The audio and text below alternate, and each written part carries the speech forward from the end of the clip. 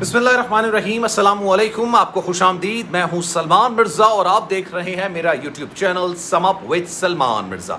Video देखने के लिए आपने वक्त निकाला है, मैं तहे दिल से आप सबका शुक्रिया अदा करता हूं और मेरी दुआ है आप जहां हों खैर वाफियत से हों, सेहतमंद हों और तंदुरुस्त हों। जनाब, आज एक सिंगल पेरेंट, एक वालिदा की आपको कहानी सुनाने जा रहा हूं जो कि दुआ ज़हरा के मामले से ज़्यादा मुख्तलिफ नहीं है। इसी वजह से ये कहा जाता है, इसी वजह से ये खदशा जाहिर किया जाता है कि जो गैंग है ये पूरे पाकिस्तान में फैला हुआ है और ये ख़ास तौर पर 14-15 साल की लड़कियों को वरगलाते हैं, उनको घर से भागने पर मजबूर करते हैं और उनके साथ इंतहाई गलत सलूक किया जाता है। आज मैं आपको जब से मैंने दुआ ज़हरा के मामले पर काम करना शुरू किया, उस हवाले से वीडियोस बनाना शुरू की, तो अक्सर लोगों ने, बेशतर लोगों ने मुझसे रब्ता किया, व्हाट्सएप पर अपनी अपनी कहानियाँ सुनानी शुरू की जो उनके साथ आप बीती हुई है।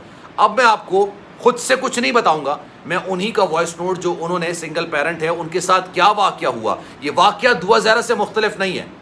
ये आप सुनिए और देखिए कि ये जो गैंग है ये किस तरह से पूरे पाकिस्तान में ऑपरेट कर रहा है और इनका असल में जो टारगेट होता है वो 14 से 15 साल की लड़कियों का होता है। सुनिए जनाब, ये खातून क्या कह रही हैं। अस्सलाम वालेकुम सलमान भाई, कैसे हैं आप? खैरियत से? अच्छा सलमान भाई, मैं ना आपकी 2-3 दिन से ना वीडियोस देख रही हूँ यूट्यूब पे। तो दुआ ज़हरा के बारे में मैंने उसमें काफ़ी चीज़ें ऐसी नोट की हैं जो मेरे केस के साथ मिलती जुलती हैं।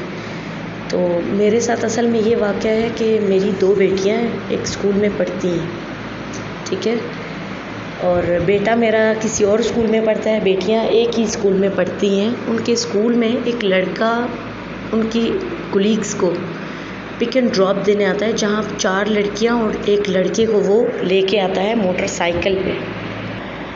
अब वो लड़का उन बच्चियों के बकौल उनका भाई है, ठीक है। तो उन्होंने बच्चियों ने मेरी बेटी से कहा, छोटी बेटी से कहा जो अब 9 साल की है, कि आप ही का नंबर मेरा भाई मांग रहा है जो मुझे सुबह बाइक पे लेके आया है। तो मेरी बेटी ने मैम को बता दिया, वाइस प्रिंसिपल को जैसे ये बात पता चली, उसने बच्ची को बुलवाया, पूछा उससे, उसने वही बोला जो उसके भाई ने बोल के भेजा था। वाइस प्रिंसिपल जो थी, उन्होंने प्रिंसिपल को कॉल करके बुला लिया। प्रिंसिपल ने कॉल पे ही उन्हें कहा कि उनके वालिदैन को भी बुला लें, और आधे पौने घंटे में सर भी वहाँ पहुँच गए और सर के पहुँचने से पहले वो लोग भी वहाँ पहुँच गए, ठीक है। तो जब वो लड़के को वहाँ पे लाया गया स्कूल में, तो सर ने भी और वाइस प्रिंसिपल ने भी उन्हें काफ़ी डराया और धमकियाँ दी और बताया कि ऐसी वार्निंग है आपको, इसके बाद हम आपके बच्चों को यहाँ नहीं रखेंगे, ऐसा वाक़या दोबारा ना हो। मुझे इस वाक़ये का तब पता चला जब बच्चों की छुट्टी हो गई और बच्चे घर आ गए। तो मेरे बेटियों ने मुझे बताया कि मामा आज स्कूल में ऐसा ऐसा वाक़या हुआ है। तो स्कूल तो उस टाइम छुट्टी हो गई थी, 15 तारीख को इनका लास्ट डे था, छुट्टियां हो गई हैं स्कूल से। लेकिन उसी स्कूल में जो प्रिंसिपल है वो एकेडमी पढ़ाता है 3 से 6 बजे तक। फिर मैं 3 बजे गई हूँ प्रिंसिपल के पास, उनसे मैंने जाके बात की है कि सर क्या मामला हुआ है ऐसे मेरी बेटी के साथ, मैं भी सिंगल पेरेंट हूँ, मुझे भी परेशानी होती है, मेरी बेटियाँ अकेली जाती आती हैं। प्रिंसिपल ने मुझे बताया कि इस तरह मामला हुआ है, लेकिन हम लोगों ने उसे हैंडल कर लिया है।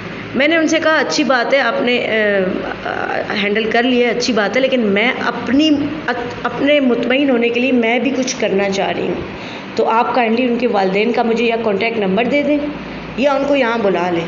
मेरे बहुत ज़्यादा ज़िद करने पे प्रिंसिपल ने उनकी वालदा को बुला लिया।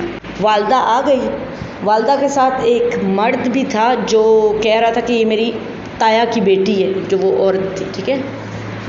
तो वो आ गई औरत, वहाँ पे वो औरत कहती है कि वो मेरा बेटा नहीं था, वो कोई मज़दूर हमने लाया हुआ था वाघा बॉर्डर से पकड़ के, लाहौर से, तो वो था। तो मैंने कहा अच्छा रहता कहाँ था? कह रहे नहीं वो हमारे घर में ही रहता था। और बकौल उस औरत के कह रहे थे उसकी उम्र इतनी नहीं है, 14-15 साल का लड़का है, तो उसकी उम्र इतनी नहीं है। मेरी बेटी भी 14 साल की है बड़ी, छोटी वाली मेरी बेटी 9 साल की है। तो मैंने उनसे कहा कि उसको सामने करे, मैं उसको कुछ कहूँगी नहीं, बस उसको थोड़ा डराऊँगी कि क्यों ऐसा हरकत क्यों की है भाई।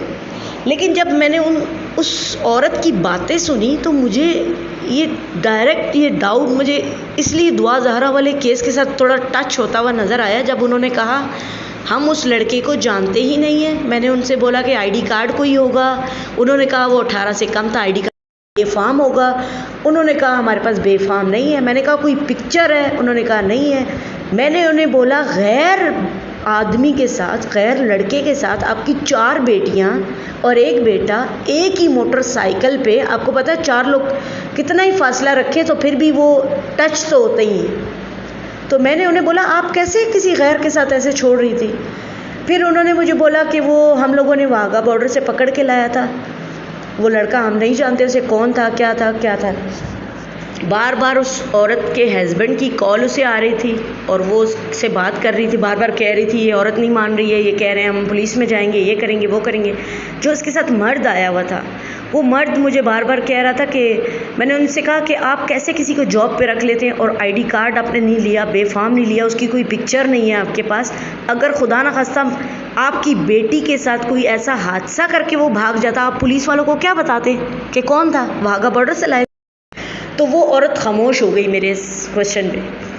तो वो मर्द जो था वो बार बार मुझे यही कह रहा था कि हम गांव वाले हैं, गांव वाले तो बस नाम से ही पहचान के तो जान पहचान होती है, नाम से ही तो हम लोग उसको काम पे रख लेते हैं। मुझे बार बार वो ना ऐसे डराने का वो कर रहा था और आवाज़ ज़रा अपनी ऊंची कर रहा था। मैंने वहाँ पे उन्हें टोका, मैंने कहा हम लोग एकेडमी में बैठे हुए, ना मेरा घर है ना आपका, आप आवाज़ आहिस्ता रखें। फिर प्रिंसिपल ने भी उन्हें बोला कि ये राइट पे हैं, आप रॉन्ग हैं, तो लिहाजा आप आहिस्ता आवाज़ रखें और सीधी तरह बात करें।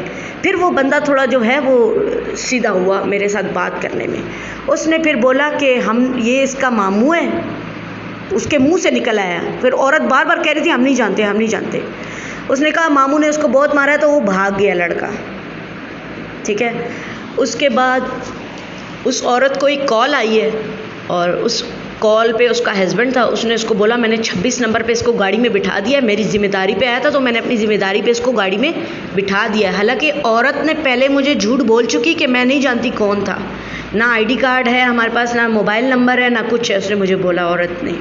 उसके बाद उसके शौहर की कॉल आई कि मैं 26 नंबर पर पहुँच गया, उसको बिठा दिया गाड़ी में, अब वो चला जाएगा। फिर उस औरत ने प्रिंसिपल से बोला कि मैंने उनसे एक ही बात बोली, मैंने कहा मैं अभी पुलिस को लेके आऊँगी या मुझे उस लड़का पैदा करके दे, मुझे नहीं पता, किसी सूरत मुझे वो लड़का यहाँ चाहिए। तो उन्होंने बोला वो तो अभी नहीं आ सकता, बड़ा उन्होंने बोला, बात बार बार बोल रहे थे। तो सर ने फिर मुझे बोला कि अभी आप क्या चाहती हैं, मैंने कहा मैं पुलिस में जाऊँगी।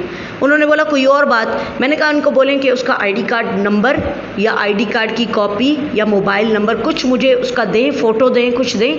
कल को मेरी बेटी के साथ दुआ ज़हरा वाला मामला हो जाए तो मैं किसको पकड़ूंगी? मैं तो सिंगल पेरेंट हूँ, मैं किसको पकड़ूंगी जाके? मेरे साथ तो कोई खड़ा भी नहीं होगा उस टाइम।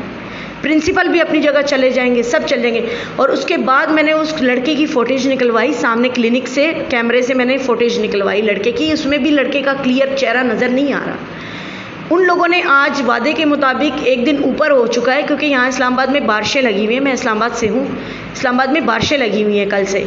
तो उन लोगों ने वादे एक दिन ऊपर कर दिया, लेकिन उस लड़के का ना मुझे अभी तक आईडी कार्ड नंबर दिया उन्होंने, ना मुझे उस लड़के का नंबर मिला है। हाँ, उसके वालिद का नंबर उन्होंने सेंड किया है, जिस पे अभी तक मैंने कॉल नहीं की। मैं चाह रही थी कि ऐसा ना हो कि ये वही मामला होने वाला हो जो दुआ ज़हरा वाला है, मेरी बेटी के साथ भी होने वाला था। अल्लाह ने मुझे बड़ी बदनामी से बचा लिया अल्हम्दुलिल्लाह। और मैं अभी चुप करके बैठ जाऊं कि कोई नहीं है, खैर है, कोई बात नहीं, नंबर ही मांग रहा था, खैर है। ये नंबर मांगते मांगते ही अब आज यहाँ तक दुआ ज़हरा वाला केस पहुँचा है। तो सलमान भाई, असल में मैं सीधा डाउट मुझे यही जा रहा है कि ये लोग चंद नहीं हैं, ये दुआ ज़हरा वाले जो लोग हैं ना, ये ज़हीर और ये उसकी अम्मी और ये वो सब, ये चंद नहीं है, इनके ग्रोह हैं और ये सब शहरों में है, मुझे तो लग रहा है। उन्होंने कहा होगा 1-2 साल इस बच्ची को भी फंसाते हैं, फिर इसको भी ले जाते हैं, और उनका टारगेट ही 13, 14, 15 साल की लड़कियों के ऊपर है। तो प्लीज़ काइंडली आप जैसे कैसे भी अगर मेरी एज अ मीडिया के ज़रिए जैसी भी हेल्प कर सकते हैं प्लीज़ करें कि लोग अपनी बच्चियों को संभाल के रखें। बच्चियां क्या, आजकल बच्चे भी महफूज नहीं हैं, यकीन माने। और मैं अभी आपसे बात कर रही हूँ, मेरे रोंगटे खड़े हो रहे हैं। मैं 3 दिन से सोई नहीं हूँ भाई, मैं 3 दिन से सो नहीं पा रही हूँ। दरवाज़ा हल्का सा खटकता है तो मैं जाग जाती हूँ, मुझे इतनी टेंशन, इतनी परेशानी है। मुझे तो ना उन लोगों का घर पता है, जो लोग आए थे स्कूल में, जो औरत आई थी उसके साथ कोई मर्द था, मुझे तो ना उनका घर पता है ना कुछ पता है। मैं इतना आती जाती नहीं हूँ। मैं घर में मदरसा चलाती हूँ, मदरसा मैंने खोला हुआ है, बच्चों को पढ़ाती हूँ, मैं दीनी तालीम देती हूँ। तो अल्लाह ने शायद इसलिए मेरी बेटी की हिफाजत कर ली है, मुझे बड़े सदमे से अल्लाह ने बचा लिया है। तो मैं बहुत ज़्यादा परेशान हूँ और मैं इस मसले का क्या हल निकालूँ, मुझे कुछ समझ नहीं आ रही है, मैं क्या करूँ।